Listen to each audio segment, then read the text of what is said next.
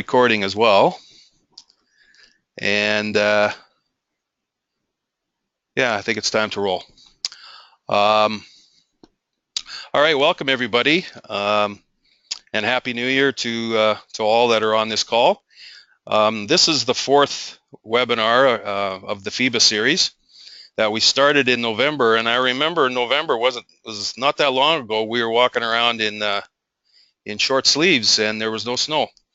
And here we are, barely a month later, and we're about into winter now. So, which spells the thick of the basketball season. And I do believe tonight's presentation is going to help us as we get into the thick of the season. Some people will arguably say that the most important function of a basketball official is to be a communicator, and I think that's mostly true. We can blow the whistle and we can make correct calls, but if we don't communicate properly, a lot of times our credibility immediately goes down. So tonight's presentation is Communicate Professionally and with Purpose. It's featuring Matthew Kallio. Matthew received his FIBA card a couple of years ago, and he certainly has wasted no time in making his mark. He started this year with the D-League. This summer he was at the Pan American Games and at the FIBA Americas in Edmonton. He's refereed several national championships, and things are certainly looking up for Matthew. So I'll pass things over to Matt, and I'll let him take over. Go ahead, Matt. Perfect. Thanks, Jake. I'm just going to start here and get right into it. If people can't hear me, then let me know and we'll figure that out. But first of all, Happy New Year to everybody, and thanks for having me. As Jake mentioned, I really believe that communication is the key to success, and what the highest level officials and the best in our profession, they definitely communicate at a higher level and with a certain confidence that allows them to be the best in the profession. So I apologize in advance. I do have a little bit of a cold, so I'm losing my voice, but that means I'll have to be short and succinct and make sure I don't keep you too long. So for tonight, you're going to just talk a little bit about some fundamentals of communication to start. So first of all, it's verbal. What we say, how you say it. We're going to talk about different parties and how you can communicate between those different parties in a game and also off the floor. But really the big thing is how you say it, how you word it. How you word it isn't so much the issue, it's exactly your tone of voice, your confidence, things that come through. Then we got our nonverbal, our body language, facial expression. You can say it great, you can have a nice tone to it, but you have a look of disgust on your face, we can all read through that. And then lastly, professionalism. It's mandatory to be professional at all times. There's no excuses. There's no times to lapse. All of our games are now pretty much on film, and a parent will have a camcorder, so you're under the microscope at all times, and people will find any reason to find a reason to put the game on you. So professionalism is just mandatory. So who we communicate with. You know, very quickly here, we got our crew, other fellow referees off the floor, assigner evaluators, coaches, players, table, and most importantly, I think, ourselves. So today we're going to work on or talk about self-talk, and then also talk about communicating with our partners as an emphasis.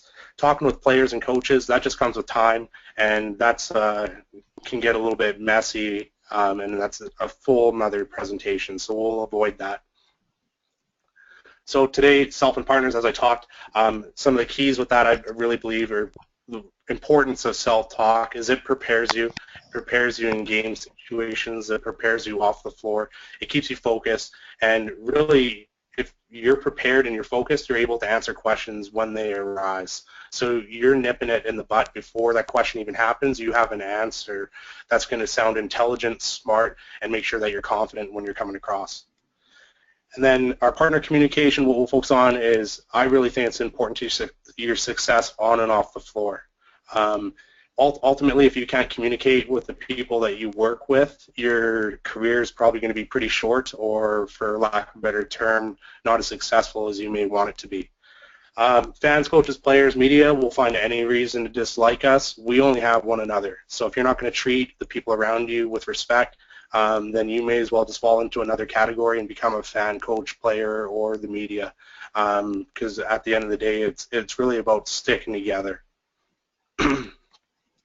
So, and I apologize with my voice here cutting in and out and clearing my throat. But to start with self-talk, purposeful. It has to be meaningful to you. What I do and some of the things I'm going to share right away here will not necessarily work for you, but at least there's some examples to get you start thinking about how self-talk can work. Make it short, key action words. It's not a dialogue or conversation. Okay, you're not going to look like a crazy person on the floor, lips moving, talking to yourself out loud, but you have to have something that's succinct. And then I really feel the importance of using the rulebook verbiage, especially for newer officials. If you're having troubles communicating, with your partners or, different parties within the game, whether it's the table crew, players, coaches, use the rulebook. You get in the rulebook, learn the terminology, it'll really help you out. And then, as we talked about, self-talk is important for focus and preparation. So for me, I think of it as it's piecing together a puzzle with the game. So first 5 minutes of the first quarter, last 5 minutes of any quarter, or the last 5 minutes of the game. So that's already some of my self-talk. First 5, I want to be nails, strong first call. Last 5, have to be nails. Everybody remembers the last 5 minutes of the game. And then I break it into chunks, my puzzles, every 24 seconds that we come down the floor. Every time that shot clock's reset to 14 or 24, it's a new piece of the puzzle. So just some examples here to get you thinking and some things to maybe add into your toolkit. Some self-talk for dead ball officiating. So when I'm a non-calling official, my partner has a foul across the floor. Here's my mindset in my head. So I look at the game clock, then I go shot clock. I want to know where the point of interruption or who our shooter is, who fouled that player, and then I want to make sure the benches are okay. And I go through in this order. So for example, if the whistle blew across the floor, I'm going to say 10:24, shot clock's at 13. Okay, number 24 is going to the line for 2. Number 13 blew, fouled them. Benches are good. And I'm going through this in my head, but sometimes I'll verbalize it too. Some of those things you'll say 24 is on the line, and then your offending player or who the foul was on, keep that in check. The announcer says foul's on 11 blue. Blow your whistle, tell your partner, hey partner, foul's on 13, correct? Get it right at the table. But this is some of the things that I go through on a non-calling. If I am the calling official, that order switches up a little bit. All right, who fouled them? Blue 13. What foul detail? And what I mean by that, I want to know exactly what that player did. If it's a shooting foul and we have a perimeter like a three-point shot, I don't want to say, well, it got him on the arm. I want to know where they got them on the arm. Was it on the elbow? Was it on the wrist? Was it a flick? Was it no landing space? So know that detail, because if you know that detail beforehand, then when someone does come to you on the floor, a coach or a player, you have specifics. Then you got to know your shooter or your point of interruption again. Are you going side out or was it a shooting foul? Then know your game clock, know your shot clock, know your benches. Okay, and if we do this, if you do that as a calling official and your partners do something along the same lines as a non-calling official, now we're eliminating chances of making errors. Hey, team foul should be at 4. You look at the table, get them put 4 up on the team fouls because you know where the team fouls are at. So, and during the dead ball, foul or violation, everybody on the crew needs to be aware: players, benches, team fouls, player fouls. Okay, first 5, last 5. First 5 of the game, okay, number 12 starter, our 3 guard, second personal foul. Okay, hold on here. Coach is probably going to sub. Okay, subs at the table, bring them in. So already in my head, I'm thinking, okay, we got a starter with 2 fouls in the first 5 minutes of the game. Coach is probably going to sub. It prepares you for what possibly would happen. With that said, we can't always give coaches credit. Maybe they're making a strategic decision that they just need that person in the game because they don't have a deep bench.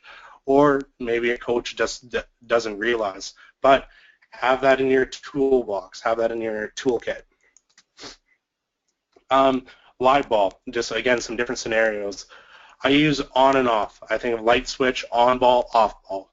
And the premise with that is you have to know what your primary is. If you don't know your primary, you don't know when you'll need to be on ball or off ball. If you don't know what your primary is, if your partners don't know the primary, on and off isn't going to work so well. But again, getting that self-talk, on, off, on, off. And I'm saying this in my head. If I'm in lead, I know, some people struggle with rotations. When should I go? When that ball settles, I have my starting point. Ball starts to go to the other side. Okay, I'm closing down to outside lane line. Ball starting to settle. Pinch. Okay, it's stayed. I'm going to go. And eventually that becomes fluent. You don't actually say those words in your head, but I'm like, okay, starting point, settle, go, and then you're there on time, ready for that competitive matchup. Engage, unengage. So you're a center official. You have a matchup. Is it engaged or is it unengaged? Okay, do you have a help side defender that has both feet inside the paint and their offensive player is outside the three-point line? All right, we don't need to necessarily have 100% focus on that matchup. You might have a perimeter screen or something happen at the elbow where you can help out your trail. So knowing where to look. And are you open or are you closed? Okay, so I have an open look, closed look. I'm in the lead, curl away, stay away. Okay, so these are things that I use in my toolbox that help me decide on plays, decide when to put that air in my belly versus have that air high in my lungs to blow on a whistle. Okay, so it helps with patience, it helps with call selection. Something also too, weak side shot, strong side shot. So if I'm in trail and I have a shot coming from the weak side or in front of our center, well, center, if they're looking at that shot now. So if my center is watching that shot, who's going to help on the weak side block on rebounding action?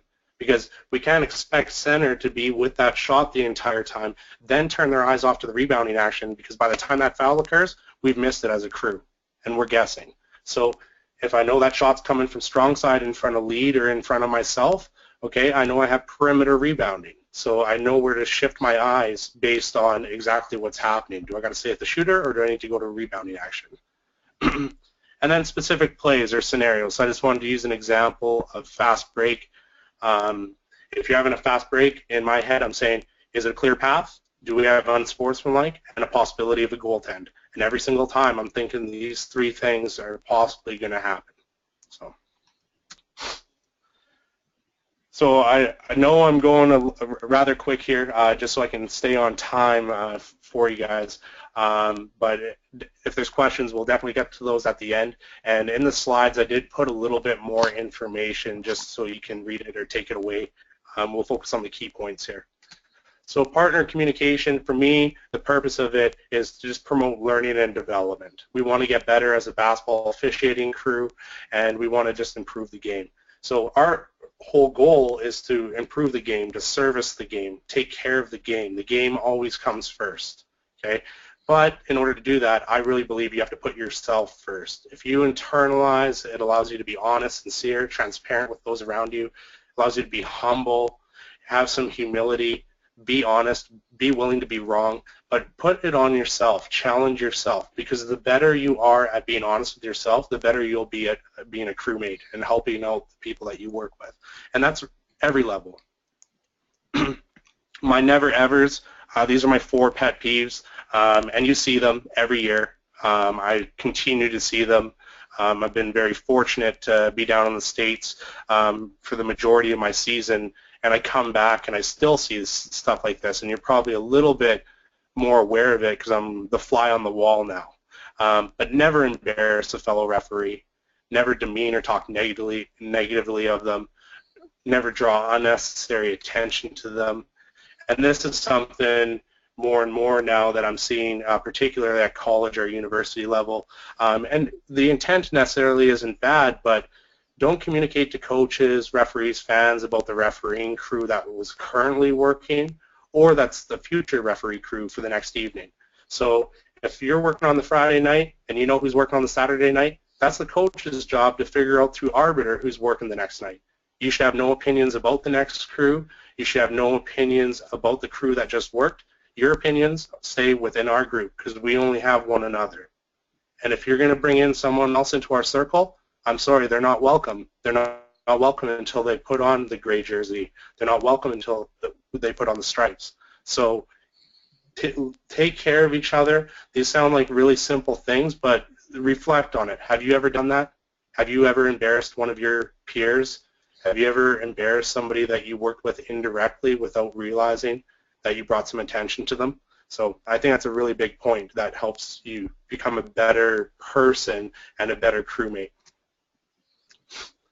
Definitely with the emphasis of video right now, plays, clips, video, anything to do with our communication in the locker room, focus on the why and how for the correct and incorrect. Don't say right or wrong, just why did we get it right?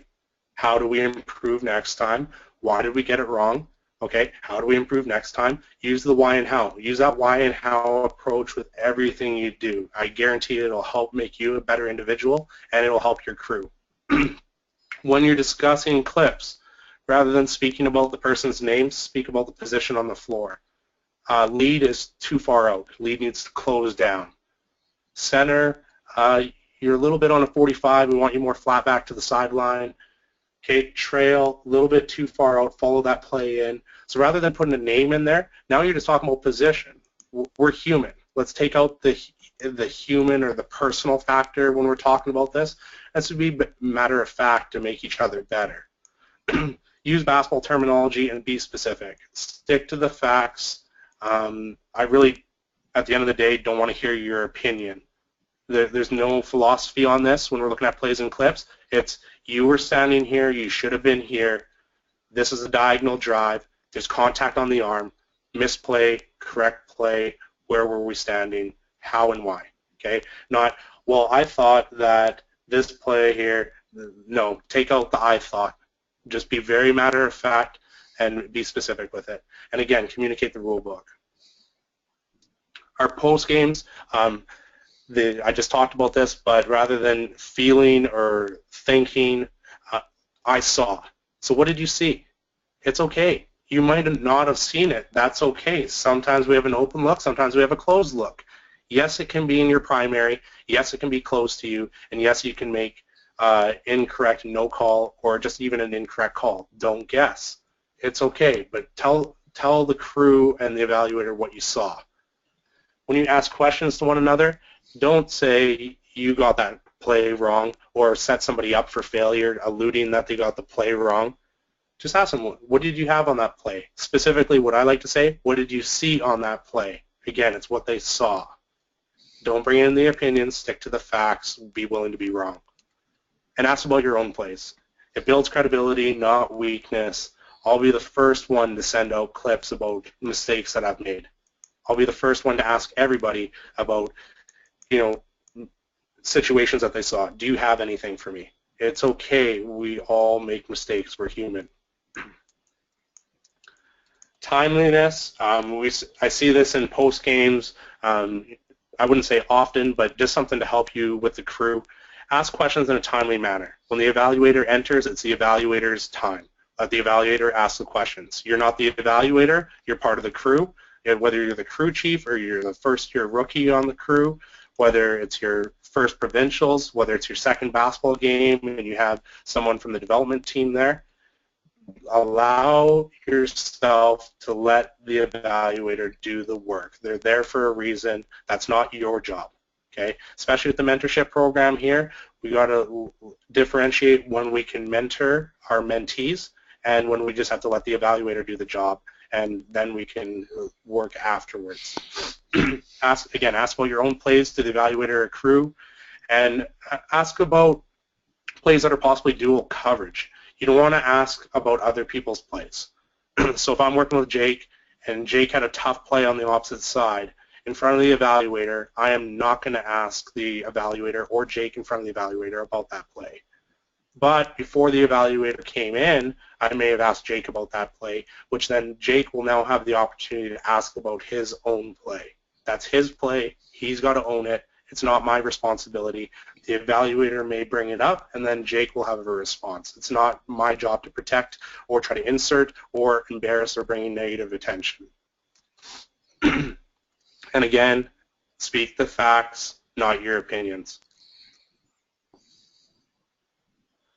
With our assigners, evaluators, mentors, really, I think there's been a common theme here. If we could summarize this presentation, it's just be a good person. The better person you are, the more you focus on yourself to become better, you look at learning the how, the why, the better you'll be with all these parties that we're talking about. So take advantage of the expertise around you. Ask if they've seen improvement. Be specific. Like if you go up to one of your evaluators or an assigner and say, hey, do you think I've improved? Be specific. Hey, how do you feel I'm doing in lead now? Am I getting into the proper position? How would you deal with this situation? I had this unique play the other day. How would I deal with that? So seek out those opportunities to improve. Again, putting it on yourself. The more you put it on yourself, the better you'll become, and the better you'll be able to communicate because you'll be in the rule book, you'll see more basketball plays, you'll be able to speak the language. And implement their suggestions, the point of emphasis, the criteria.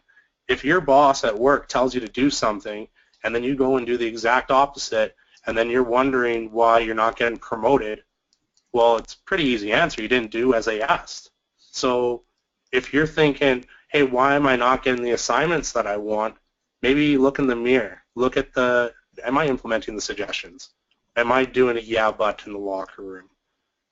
I think it's just very matter of fact. These are our points of emphasis for the year.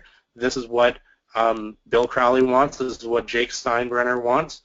However they want me to referee, I'm going to referee that way because those are the points of emphasis. And at the end of the day, when I call that and a coach is mad at me, the answer is simple. These are our points of emphasis for the year. You got the memo.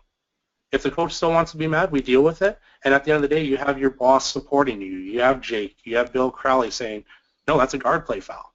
No, that's too rough. That's freedom of movement. They'll support you because it falls within the criteria. So just some final things here. Put the game and crew before yourself. Be humble. Humility is key. Have the confidence to believe in yourself and believe in the others around you. Your success is determined by your professionalism. Increased professionalism will promote better communication. And honestly, do people want to work with you? Do people in your association want to work with you? I think that's a really key thing to ask. As for professional referees, and just kind of closing off here before we go to questions, the best referees are the strongest communicators. I said that right at the beginning. Professionalism is mandatory, but I think the most important piece is you don't need to be a professional referee to demonstrate that you are a professional. You have every opportunity to show that you're professional every single day that you step on the floor, regardless of what level, and start now, stay committed to it, and at the end of the day, you're probably going to be pretty happy with your growth and success on the floor. Putting it all into perspective, it's never about you, it's never about us, it'll never be about us, it's about the game, it's about the people, so keep it in perspective. It's just basketball. There's so many other things that are more important. Thanks, Jake. Well, thanks, Matt. I appreciate you going through that. And you were concerned that you might not get it all in, and actually you breezed through it fairly quickly. So if you do have questions, now's the time to type them into the box. I do have one question so far. Matt, how would you deal with within the crew itself, you have an individual ego who may be not willing to listen to everybody's opinion or everybody's input. I think quite often that may occur between less experienced officials with an experienced crew chief. How would you deal with the ego situation? Again, I think it's really how you say things, but you're never going to be wrong being honest. So you have to have the spine to communicate that to whatever the situation is. And because this is more of a vague scenario, we don't have something specific, but be willing to be honest with that person, be willing to address what specifically the issue is. Okay? Don't, like, if they have an ego, then there's probably something that they said specifically that made you uncomfortable. So don't say, you've got a big ego. Think, hey, you said this and I'm unsure about that, or that's making me uncomfortable. But bring it to the attention of the crew. And as a rookie or as someone that's less experienced, don't be afraid to communicate. Again, we're all human. Like experience is just years, and years with experience, yeah, there's some certain things that people can offer you, but at the end of the day, we got to take care of one another. So be willing to stand up and, be firm, but be fair. And again, it's all how you pursue it, how you say it. Yes, excellent. I think I'm going to jump in on that one a little bit too, because I think we get asked a lot of questions which are really statements from coaches, and when we turn around and put the onus back on them, that usually works, because now they need to explain. If you get a statement supposedly posed as a question from a coach, and you're able to turn it around and say, hey, well, I'm not quite sure what you mean about that, coach. Now you've put them into explaining themselves further. That may be sufficient for them to just let it go, or now the focus is not on you. And I think we can take that into the locker room as well. If a crew chief says something that you think is not what's been taught at clinics, certain mechanics aren't being followed or observed, I think it's important that the whole crew seeks clarification on that, and you can ask a polite question of a crew chief, even if he's got a huge ego, and put the onus on him to explain himself further. So I think that removes the ego, and it puts it into just like getting down to the real facts here of the matter. I've got another question now. So how do you deal with a partner who is either selling you out to coaches or disagreeing with all your calls? Would you deal with that on court or post game, or just pass it on to the assigner? So let's start. Let's break it down. I definitely. Sorry, Matt. Yeah. Let's break that down. So the first part is, how do you deal with a partner who is either selling you out to coaches or disagreeing with all your calls? Okay, well, it's a good question. It's really loaded. At the end of the day, I think it's a loaded question. Yeah, I'm not gonna dodge this, but I'm gonna talk about it from a standpoint of take responsibility for yourself. So if you're the person that's selling out your crew, then you need to look in the mirror and really think and evaluate why you're on the floor, because one of you, even if you thought you were the best official on that floor that night, whether it's a 2-person or a 3-person game, if your crew's out of sync, you're all terrible, because you're only as strong as the weakest person on the crew. So you have to take that responsibility. If you're dealing with that with an individual, I think you need to stand up to that individual immediately. That's something briefly in a timeout. And how you know that or how that comes across, I'm not quite sure, but you just need to address that and say, hey, next time you're in front of the coach after one of my calls, just tell him I'll be over there next time and I'll give him an answer. So again, you're not accusing that person of talking behind your back, but you're saying, you know what, I'll take responsibility for my calls. If someone's questioning every call that you're making, then I'd really question where they're looking. So this is a loaded question, but I would have no problems telling someone, you know what, you're talking about all my calls. What are you refereeing, my primary? So you could, depending on who you're working with, that might be the approach. But for the most part, again, you don't want to come across as confrontational.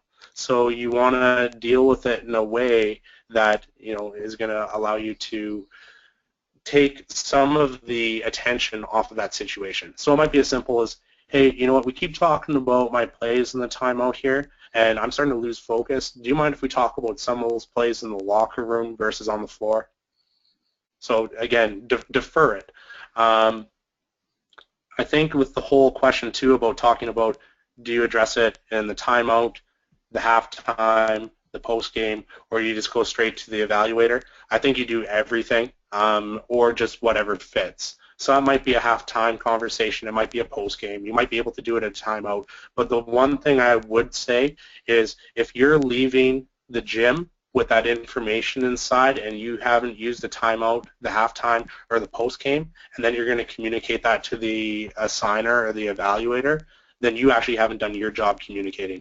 You have to take responsibility for yourself and for the crew, deal with that first, and if there's a larger issue that needs to be addressed where it wasn't able to be resolved, then you can bring that forward to the evaluator or the person that you need to bring that to. Yes, excellent. Furthermore, with the whole on-court thing, I think we have to give coaches and people, your own crew mate, let's say you're in a 3-person crew, you have to give coaches the credit that if you're doing your job, I mean, if somebody's selling you out, like Matt says, that the whole crew's going to go downhill. But coaches aren't stupid. If you're doing your job, they know who's at fault here. So, you know, you just got to keep your nose to the grindstone, do your job, and in the end, I think most coaches will know who's the professional official. As far as post game, yeah, I think you have to stand up for yourself. I would not create an argument, but at the same time, you do have to stand up and show that you're not going to be a pushover. Taking it to the assigner, nah, I'm not in favor of that. I think it needs to be dealt with peer-to-peer and resolved there. Now, if it continues, and you know, word gets out about people like this, and so when word gets out, somebody will take it eventually to an assigner. But I would not be the first person to run to the assigner. I think that has to be dealt with in let's call it in-house. All right, we got another question. Absolutely. So when a coach questions you as the non-calling official, how is the best way to address the coach about the call? How should you address that coach? And how is it best to communicate this question to your partner? The second part's kind of confusing. Yeah, no, I understood it though. First of all, we all have eyes, and we talked about the self-talk about being the calling official versus non-calling official. So if you're the calling official and you're opposite the table, you're aware that that coach is upset about that call. So you should be in your memory bank saying, okay, we had a shooting foul down here. Coach is talking to my partner, so they're probably upset with it. So they may have a question for me. So you automatically should know, like, if you don't have that awareness, then that's going to be your first issue in not dealing well with the coach. But the partner that gets stuck over in front of the coach, there's a few ways to go about it. First of all, you have to let the coach come to you, right? And there's different approaches. They could be making statements. They could be going off the handle. They could be polite. Everything's going to require a different response. I'd say 9 times out of 10, my response to a coach like that is I try to use first names with coaches all the time.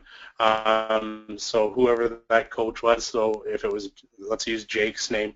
So I'd say, Jake, I was on the other side of the floor when that call happened, but so-and-so will be over here soon enough to answer your question about it. So give your partner the opportunity. If the coach is saying something more of a blanket statement, which we always get, is, you know, so-and-so is killing us. Down here we got this call, down here we got this call, or you guys are being inconsistent. Well, now he's really talking about the crew, but he used a name in there. So you might use a statement along the lines of, hey, Jake, can you specifically tell me which plays you're talking about with consistency? So as Jake said, putting it back on the coach. So now you're getting them to be specific. And if they can't come back with a specific comment to you saying, well, I feel guard play on both ends is being called different. Okay, I can watch for that. But if they say, well, everything, all right, well, conversation's over. So it's, to me, it's very matter of fact.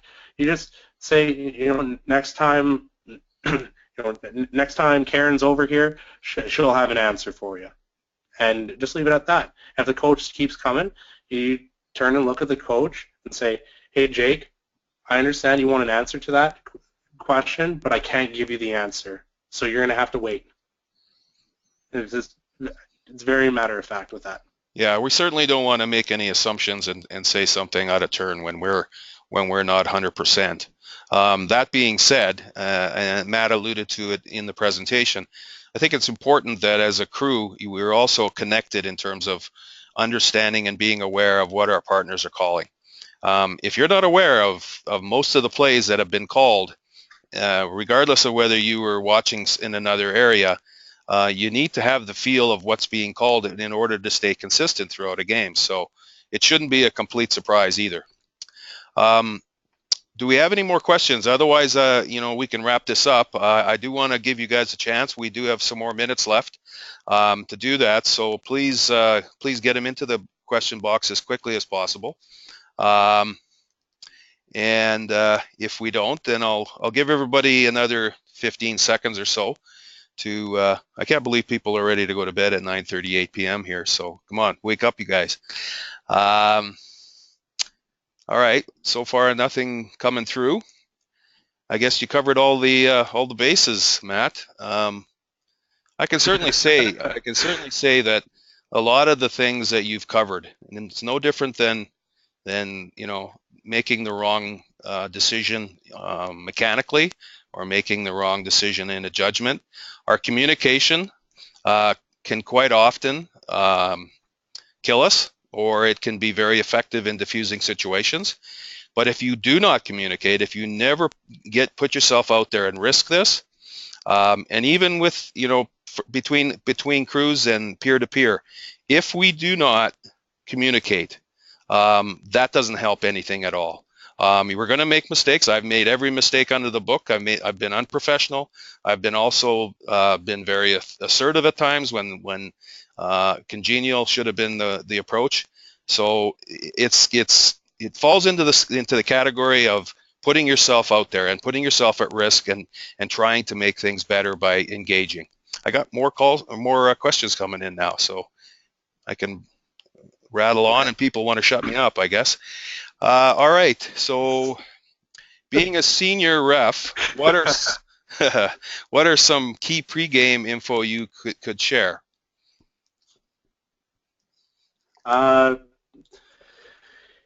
That's definitely dependent on the crew. I'm not a cookie cutter pregame person, so I don't have a pregame sheet that says that I have to do this, this, this, and this. Pregames evolve from start of the season towards end of the season. But it's really just a pregame, in my opinion, is to make the crew comfortable. You should be coming into that, you should know the rules, you should know the mechanics. Okay, we might review a few things just to refresh our minds, get us on track, but it's really about getting us comfortable with one another. Okay, some people like to be more serious, other people like to joke, some people like to listen to music. For bringing something to the pregame, just know what your style is, but also be open to understand what other people's style is. Some people on the line are going to laugh because they know this all too well. I'm not an information overload person in the pregame, so if I'm not the senior official on the crew and someone's going in depth through 1,000 things, I usually shut down on point 3, but I know I'm prepared for the game. I still listen, I still take it in, but I know mentally what I need to do to prepare for that game. So find that fit. It's not that you're not listening, but you got to find how do you prepare yourself, and also how do you prepare the others around you. Yep, exactly. So along the lines of communication, and I'm going to ask you, Matt, to answer in a two-person crew, but if you could just sort of quickly review how you communicate a U foul or a technical foul in terms of calling official and non-calling official. What are the communication factors involved?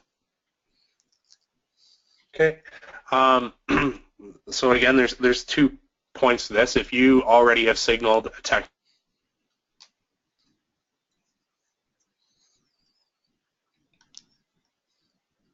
I think we just lost Matt.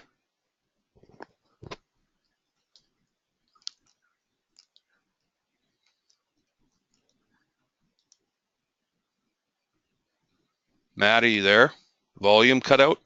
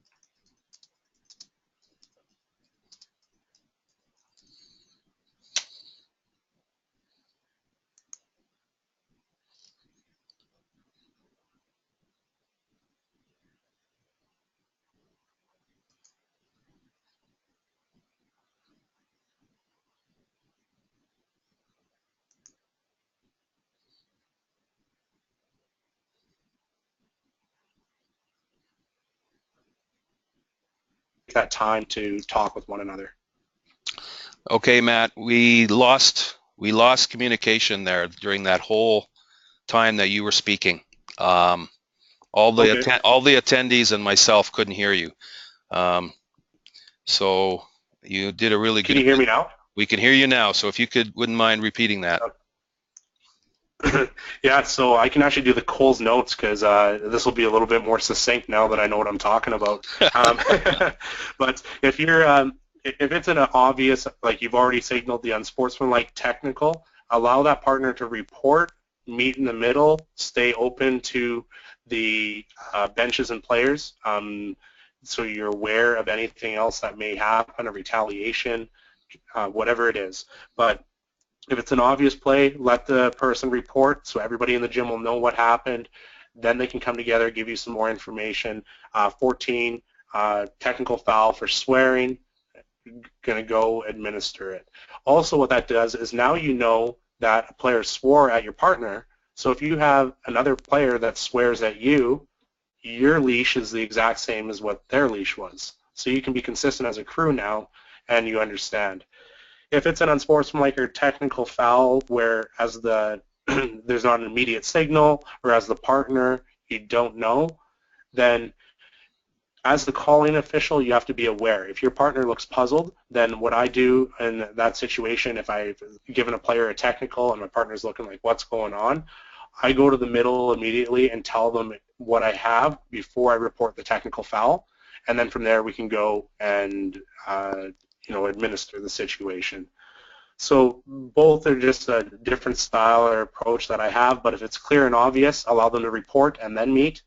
And if it's not clear or obvious, get together first, because then it looks like you're getting the call right, and it'll help the credibility of the crew. Good, good, good. Okay, so we did have an audio breakdown, and then when we came back, it didn't have the broadcast started again, and I think Matt started to review what he was discussing before I could punch the broadcast button again. So we may have missed a couple of things, but it's 9:45, so between 9:43 and 44 on the replay, you can go and catch all of that. So I'm gonna shut her down. There are a couple of things I'd like to announce in closing. First of all, Matt, great job. I want to thank you for taking the time between road trips and your job and all the other things that are keeping you busy to present to this excellent presentation. I know it's stuff that are near and dear to you.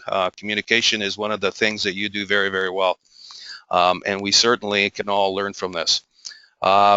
We do have 2 more webinars coming up. The next one is already next week, the 14th of January.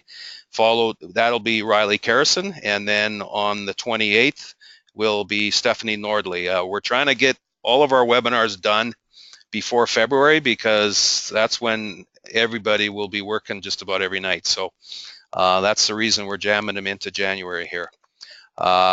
There's also a chance we may do one more in February to get people ready for playoffs, but that is just a tentative announcement for the time being.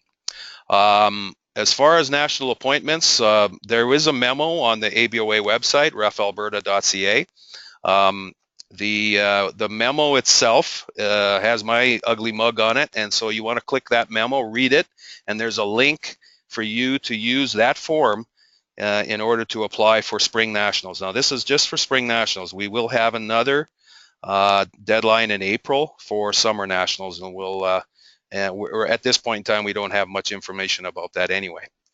So that covers off the national appointment stuff. I know that Morgan Monroe is dealing with the local board contacts and presidents, sending back the exam information as well as the most commonly incorrect questions. And that has been posted to the website as well as a couple other of announcements. And we just received another post play from Cabo, and that just came into Bill Carr's inbox. So that'll get posted when Ken has a chance in the next few days. So look for the memo for next week's webinar. And anyway, if if there's nothing further, I think we've covered everything off. So thanks very much for your time this evening. Appreciate you taking part, and spread the word. Communicate. Anyway, take care, everybody. Good night. Thanks, Jake. Thanks, everyone. You bet.